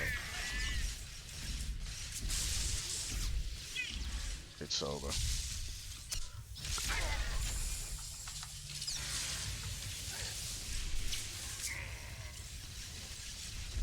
And now I'll leech the rest of your life. Nicely done. That's it. That's it. Probably I could do it even faster with my sniper, but yeah, virulence still does not grant you life still, so yeah, pretty much. My Juggernaut would have a lot of defensive cooldowns, so it wouldn't be a problem. Oh, what? Let me get out. Oh, let me get out of the elevator or the lift, whichever one suits you people. One is British, the other one is American. Let me get out of it. Okay. Let me see how the stream is going, people, before we proceed. It's going to have a bit of lag there, but no matter. Let me see, because it. There we go. Oh, so smooth. It's going so smooth. Look at that. I love it when I can watch the stream being so smooth. So freakingly smooth. Incredible, incredible, absolutely incredible. So yeah, that's the conclusion that I wanted to get to get into precisely the topic, as I mentioned, of farming. The concept of farming being now the conclusion in Dungeons & Dragons 4.0. Farming is a core element of the gameplay mechanics that plays a main role, critical role, and in 3.5 it's not, and because of that it damages replayability. It pretty much damages replayability, and because of that, the thing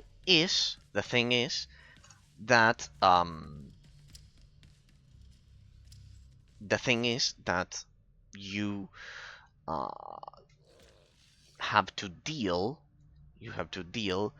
with limited replayability in that sense, which is always very, very negative. But well, as you can see, farming can extend the gameplay a lot, and as I always say, psychologically, the games that we remember the most are the ones that we play the most, because that's how the brain works, actually, through repetition. So yeah. Now let's see if that ship is as powerful as he always says. That is the only one that can beat that fleet. Uh-huh.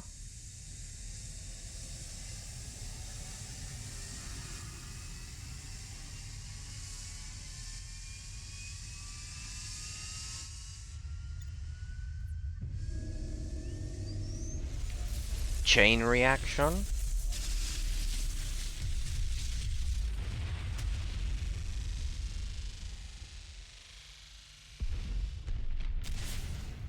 Target down.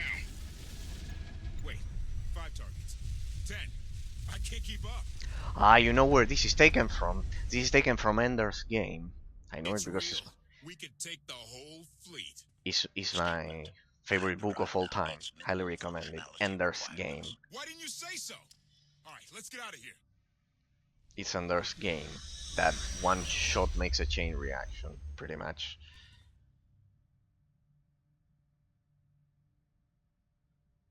More than 24 ships lost in a single shot. So that's the Gravestone. It's as powerful as they say. Everything stands at risk. Sakul, the throne, my vision for the galaxy. All because we let the Outlanders slip away. I'm not blaming you.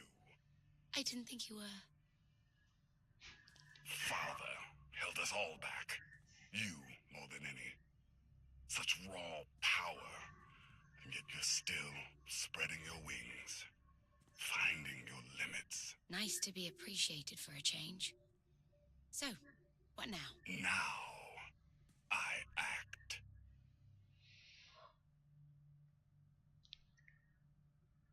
Nice reference to Ender's Game. It's taken from a book, from my favorite book. That is single shot, exactly like that is the animation. You have the movie, people. Highly recommended, Ender's Game. The writers of that book also did Advent Rising, another game that I highly recommend, the predecessor of Mass Effect. What's happened? The hyperdrive worked. One time. Omnicannon's fried too. What a mess! We're safely away from the fleet, if nothing else. Should be able to make it to Asylum, but let's not hold our breath. Asylum? Who's being committed? Not that kind of asylum. Asylum is a skyport. A safe haven from Arkan's patrols. Was she really necessary? She helped us raise the Gravestone. She fought at our side. She also hunted me like an animal for years. She was Arkan's loyal knight. I thought I was in service to Zakul. You had abandoned your responsibilities. Kothenia, stop whining. I know, maybe they can provide more information. Let them continue. How many people did Arkan slaughter while you still served him? How many? We're comparing body counts now? I'm not sure that's a game you want to play, Vortena. If anybody needs me, I'll be somewhere. You could have at least consulted with me first. Yes, I wonder how that might have gone.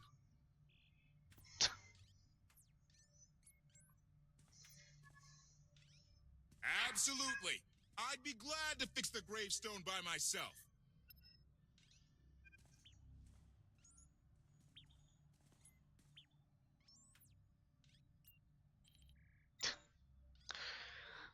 Well, now we get to choose them. Let's check in with Lana. Let's see what she has to say. Waste more time with dialogue, people. At least you can see that it. At least you can see that it would be a tragedy if this game goes offline. Like, there's way too many. If they would release an offline version for 60 bucks, this game would sell. Bonus, gather tools to repair the ship. Oh, good. We get to explore the ship finally. We get to finally explore the ship. Nice view. I always love views of a space. Though this zone is particularly dark. Alright, people. Alright. So, to wrap up our analysis, pretty much, farming is always inherently a very positive aspect of the gameplay mechanics because it enhances replayability. Now let's get to the more exaggerated situation in which we take a look at the negative side of farming, which is precisely why I cited at the beginning the South Korean MMORPG model, in which farming gets so crazy, but so incredibly crazy. God, I mean, I don't have enough. Let me sell some of this stuff. I think this one I had to keep it to complete some sets. But this one was, I thought I had them. Also with the augments. Alright, we already have enough. There we go. Finally. That's it. I can make do with what I have. Fortunately, I brought some extra credits, because I had to spend a lot repairing my gear from that encounter. Any amount in here? No. I don't have any more mails. Okay, there we go. One last tool to repair the ship.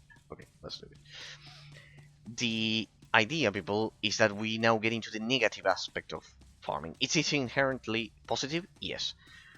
Inherently, that is by itself, per se, by itself, there we go, by itself, it is damage the repair the damaged door. By itself, ancient starship maintenance. By itself,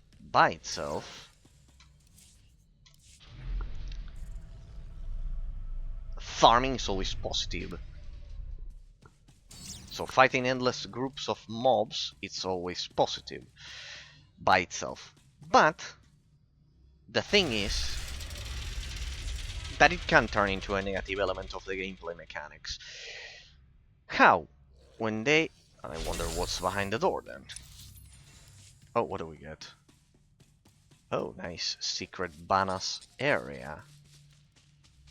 Hey, this ship is massive. I wish I could have access to it more frequently. Wish we could keep it. Gravestone creators, there you have the lore entry. You can read it. No, structure new canon, etc., etc. Very well. Well, that's a very exclusive lore entry, because if you skip that, then you cannot, you won't get it. Pretty much. So that's the idea. That's the idea. And when does it turn into a negative aspect of the gameplay mechanics? Well, when farming is exaggerated so much, like it generally is in Korean MMORPGs, modernly. I mean, in the West here, we don't accept currency being kind of like a source for being good at the game. We think of it as a tragedy. We always think that it should be skill. But in South Korea, they think that money is kind of like, the fact of having money is kind of like part of your skill set that gives you an advantage. So it's socially accepted. It was like that. I remember reading it and explained by a Korean player over at Reddit some time ago. So yeah. Pretty much it works like that. So the negative aspect is when this is how other players see me. People, by the way, I know that you are not used to it. That symbol that you see there is from first Galactic Season Command. It's something that symbol you cannot get it nowadays. You could only get it back in 4.0, back in 2016. Pretty much the first flare that was released with the game. So, pretty much, I keep it like that. So, that's the idea. That's the idea. But it can get into the negative. It can get into a negative ground, let's say negative territory, negative aspect of it, which is that farming can get so frustrating, so slow, progression can be so slow in those Korean MMORPGs that it discourages players because of how oppressive the grind is. So the grind should be there, it should always exist.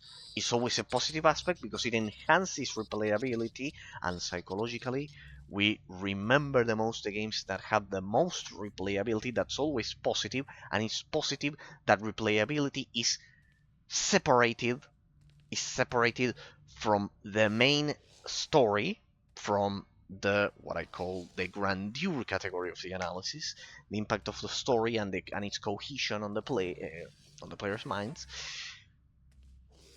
It's good that it's separated from that, and that replayability is increased tenfold in MMORPGs and isometric action RPGs like Diablo or World of Warcraft. But if the grind should be there, but it shouldn't be absurd, right? In Korean MMORPGs, it is absurd, so people have to pay. It's kind of like culturally baked into the game's worldview in that sense. But I think Western MMORPGs strike a far better balance, regardless of the model, if it's subscription based or free to play like this one nowadays. And precisely because of it, they strike a perfect balance. For example, this game strikes a much more normal balance. It has a lot of inflation from players. The prices are shit, and you have to resort to selling stuff like I do in that sense, but to get the best golden augments. But still, it's not as oppressive as a Korean MMORPG. So the balance in that sense. Your display of power, it concerns me deeply. I hope you've considered that its use must come at a cost, a very personal cost. We need to save you, you know. I wasn't about to let you die. No life is worth risking total corruption. Valkyrie may prove to be of some use, but he's no less dangerous than when he was alive. That's why we need all the help we can get, and Senya will be a great help. I hope you can see that. She could also be another traitor.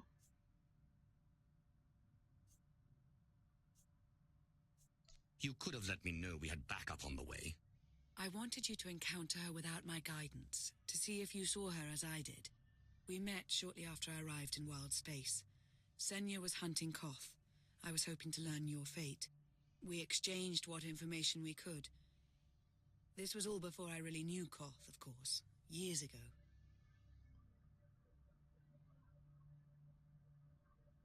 Need to get along, we need the old paradigm back. What? None of this is right. We have to set things back to the way they were. I would take our empire over theirs any day. You may Indeed, want to look in on finally. Koth. And you should get to know Senya. I'm not sure if you'll hit it off exactly, but I think you'll find her intriguing. If you say so. Let's do it. So, I guess this is just chatting for now. They are making it very slow. So well. Alright, not through here. Speak to Koth. Why did I have to choose then? If we could choose whatever the fuck we... If we then had to do both of them. What instance is this shit? Is there someone here? Yeah. There are some poor souls in here. Look at that. There's one daring individual doing it at level 70. With an assassin. That's not a class I would pick for this shit. Well, it has more defensive cooldowns. But yeah, it was my first class. At least I didn't like it. I didn't like the short range. I like the Juggernaut much more. I like the Juggernaut much more. I also don't like Marauder. I like Juggernaut much more. In that sense, for melee, I would only pick Immortal Juggernaut, not any other one. Manual. And Smash Monkey. Hey, That is you got the Shicho power? style. Right over there. Rage. Thanks. Wouldn't want to electrocute myself on top of everything else.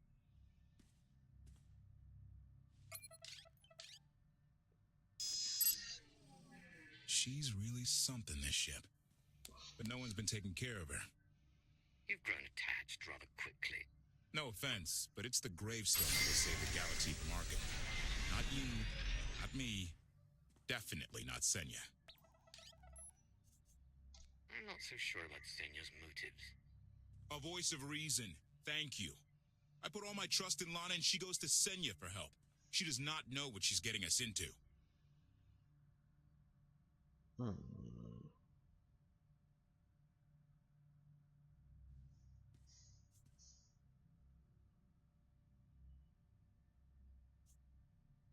really care about Lana, don't you?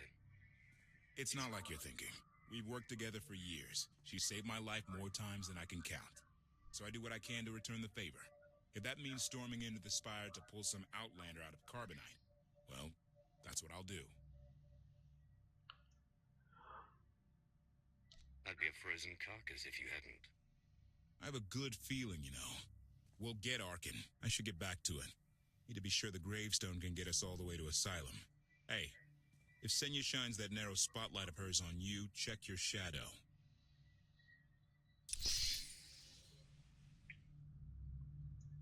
So let's talk to the crazy Sakulian Knight. Then speak to Senya. Figured so. Now I can see that the whole chapter is like that. Yeah, the most intriguing part is the fact that when you accept Valkorions as power,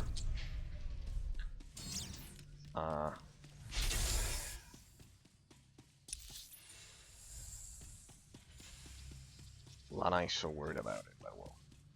Let's check out on the other knight there.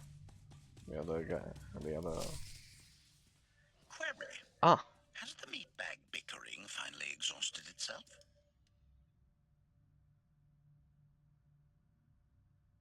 One thing that hasn't changed in 5 years, and I doubt it ever will. Meatbag bickering. Agreement? You said it, Master. Report. I've taken on the task of exploring the ship's interior. Analysis.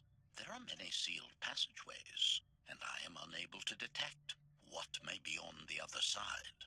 Worth looking into at some point. Revelation. I discovered an especially strange area. Unlike anywhere else on the Gravestone, I had Oh. attempted to ascertain if any of its contents could be weaponized, but the new meat bag interrupted. Query: any orders, Master?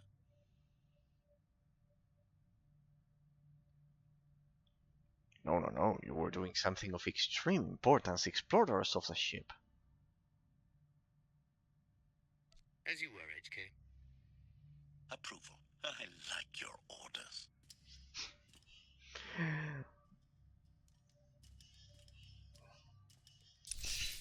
That guy is the best. He doesn't bother. Investigate the Dark Sanctuary. Yes, finally something interesting. Though very well, it's kind of like this kind of like a relaxed intermission chapter between them. I love the old color of that lightsaber, that blood red. Beautiful, absolutely beautiful. I hate the new lightsabers with all of that new shit that they introduced in episode 7 and that shit. Alright, people. So that's the point, the balance. It needs to be grindy. The mmorpg needs to be grindy, and yes, I'm checking RPG as well, the Diablo clone. But not to the point it gets crazy. Like, for example, I think the artifact equipment authorization of this game is crazy.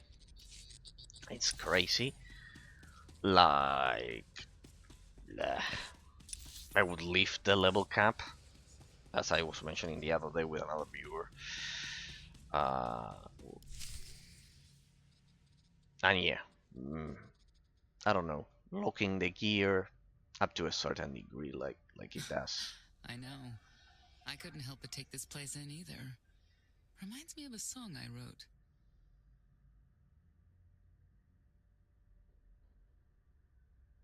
I wouldn't have pegged you for a songwriter.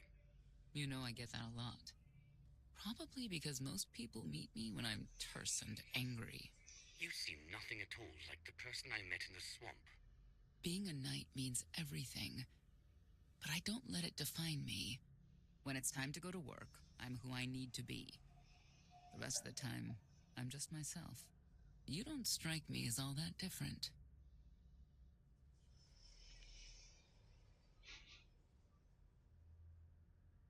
What do you mean? I get the feeling you aren't entirely yourself when matters call for it. I think that's true of a lot of people. I like to think it's even true of Arkan. I know why I oppose him. What's your reason? Years after the death of our immortal emperor, most are still so afflicted with remorse that they don't see what's happening. So Arkan what's has happening? become oppressive and cruel. He'll crush anyone who doesn't share his plan for the galaxy. So that's me. What about you?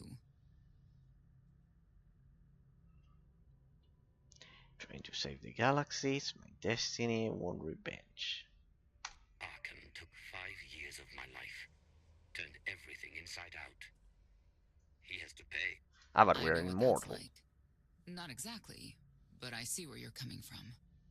You're not what I expected. Not sure if that's good or bad yet.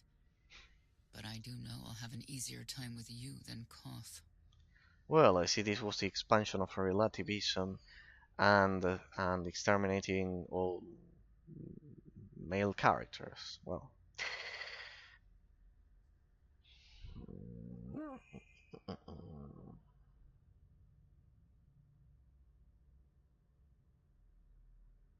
I hope you'll try to get along. The more we work together, the better off we'll be. Just because he betrayed our enemy doesn't change the fact that he was a traitor. You need to be cautious. if you say so. If you say so. What's that? Valkorion lives. Oh, who He's did not figure? himself, nor has he taken a new body. It is difficult to see, Who's that? and yet it is unmistakable. Oh, His well. presence in the Force has always been deceptive. Oh my god. Like on the Yavin moon. Yes, and many times before and since. And Even Dathmar. when my life depended on it, I did not see him properly until it was too late. So now Satil Shan is like wandering Nan. Hey, what's this shit? Alright, so Darth Mar lives in the form of a spirit. Interesting. Interesting. Oh well. Oh well.